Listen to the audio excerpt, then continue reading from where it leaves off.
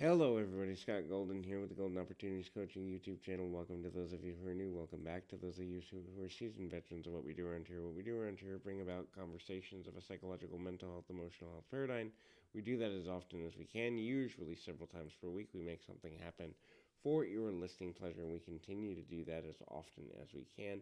With over 1,400 of these, hopefully there's multiple things that you can check out in the meantime that get you closer to where you want to be.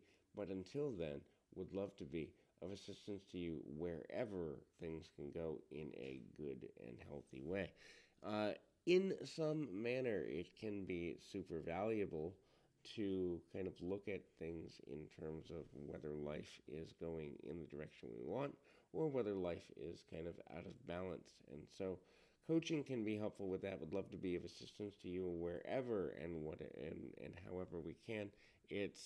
Um, it's an interesting value um, in a positive direction, and so um, kind of looking at things from a better way can be valuable in a number of ways. There, couple of things to figure out is kind of how we deal with unrequited love. If you're dealing with that, it's certainly worth taking a look at coaching as we can kind of set better boundaries for what a loving relationship really looks like and whether what we're putting time into is actually love or obsession, and it's ultimately a useful thing. So connecting on that level at PO Perception on Twitter or in the About Me section of this YouTube page can get you my contact information. We can kind of work through some of those challenges. In any event, what do you do when you have feelings for someone that they're not reciprocating? The first thing is accept it. Look, you can't force a person to feel the way you'd like for them to feel. You can't force a person to feel the way you'd prefer for them to feel. Instead, you have to understand that all people have free will choice as it relates to their own emotions, and thus embracing the ability for a person to have free will choice. You'd want them to have free will to like you, love you, or be connected with you. So why not have the free will to kind of look at things from a better directive there and ultimately kind of balance that out a little bit.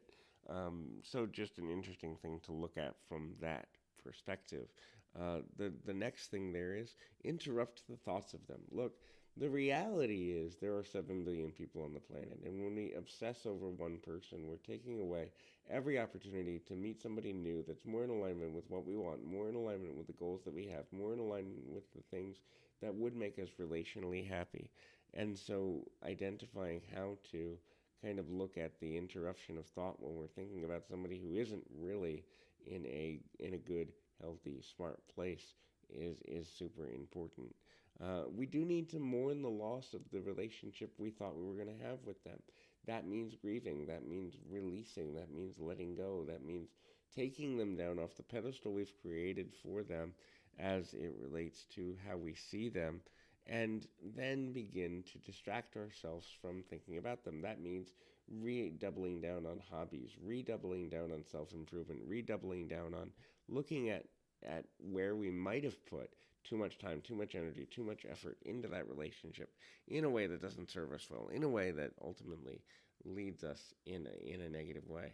And so identifying how we can do that. Maybe it's extra travel. Maybe it's extra self-pampering or beautification. Maybe it's just spending more time with the people that do matter to us or are important to us. No matter what it is that we do next, we've got to be able to be in balance with how and who we connect with, because that lack of balance is only going to lead to an unhealthy and unbalanced way of being, way of believing, way of seeing, and it doesn't necessarily go in a good direction when we do exactly that. So it's also important to kind of look at the reality that that person and every person isn't perfect. Perfection is an illusion, and it's an illusion we buy into because we want to believe that a person is ideal for us. The concept of twin flames, soulmates, and all the other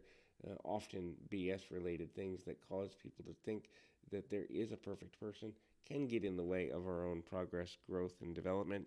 And so, getting rid of those concepts in our mind as the media has portrayed them is also super important. So, hopefully, this is helpful.